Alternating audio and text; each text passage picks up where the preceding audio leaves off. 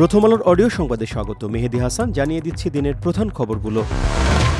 রাষ্ট্রপতি নির্বাচনে ক্ষমতাসীন বিএনপির প্রার্থী হিসেবে মির্জা ফখরুল ইসলাম আলমগীরের মনোনয়নপত্র জমা দেওয়া হয়েছে।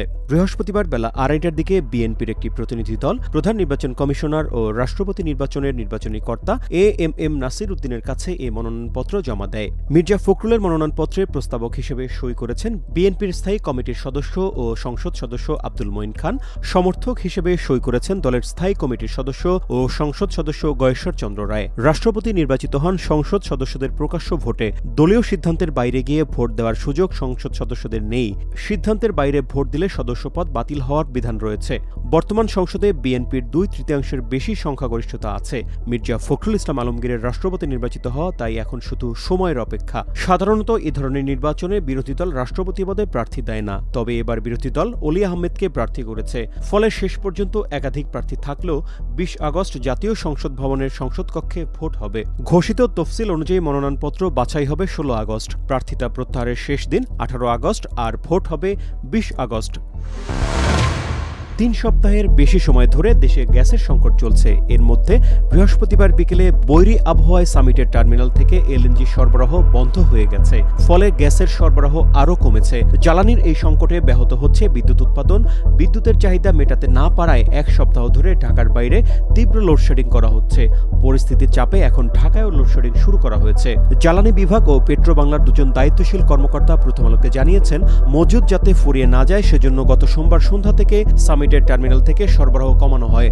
মঙ্গলবার এটি 20 কোটি ঘনফুটে নেমে আসে। বুধবার থেকে আজ বিকেল পর্যন্ত 10 কোটি ঘনফুট করে সরবরাহ করা হচ্ছিল।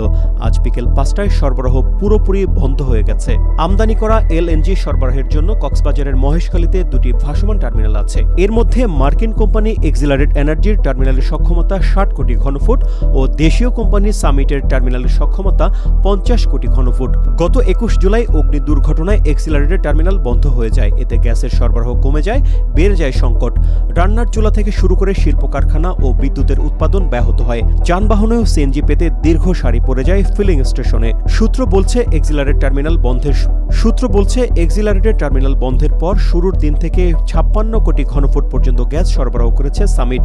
এরপর সামিটের টার্মিনাল থেকে প্রতিদিন 50 কোটি ঘনফুট সরবরাহ করা হচ্ছিল। গত সোমবার এলএনজি নিয়ে নতুন একটি জাহাজ আসে বঙ্গোপসাগরে। সমুদ্রে বৈরী আবহাওয়ার কারণে নতুন জাহাজ থেকে সামিটের টার্মিনালে এলএনজি স্থানান্তর করা যায়নি। তাই সোমবার সন্ধ্যা 7টার পর থেকে পেট্রো বাংলার নির্দেশে সরবরাহ কমিয়ে দেয় summit.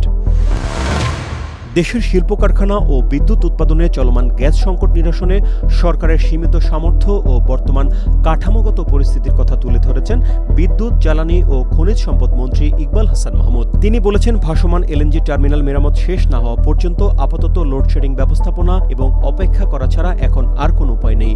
Navigating Bangladesh energy crisis, immediate priorities and the path to A sustainable energy future শীর্ষক সংলাপে অংশ নিয়ে মন্ত্রী কথা বলেন। বৃহস্পতিবার সকালে রাজধানীর মহাখালী ব্র্যাক সেন্টারে গবেষণা প্রতিষ্ঠান Centre for Policy Dialogue CPD এই অনুষ্ঠানের আয়োজন করে। ইকবাল হাসান মাহমুদ এই অনুষ্ঠানে প্রধান অতিথি হিসেবে অনলাইনে যুক্ত হয়ে বক্তব্য দেন। মন্ত্রী জানান, ভাসমান এলএনজি টার্মিনালে আগুন লাগার কারণেই চলমান সংকট শুরু হয়েছিল। যদিও বর্তমান প্রাতিষ্ঠানিক সংকটে সরাসরি কিছু করার সুযোগ সীমাবদ্ধ, কারণ নতুন করে হঠাৎ গ্যাস উত্তোলন করা যেমন সম্ভব নয়, তেমনি এফএসআরইউ সচল না থাকা পর্যন্ত বিদ্যমান গ্যাস খালাস করে জাতীয় গ্রিডে দেওয়া সম্ভব নয়। এই ছিল এখনকার মতো প্রথম আলোর অডিও সংবাদ। শুনুন আমাদের ইউটিউব চ্যানেল, ফেসবুক পেজ ও ওয়েবসাইট প্রথমআলো.com-এ।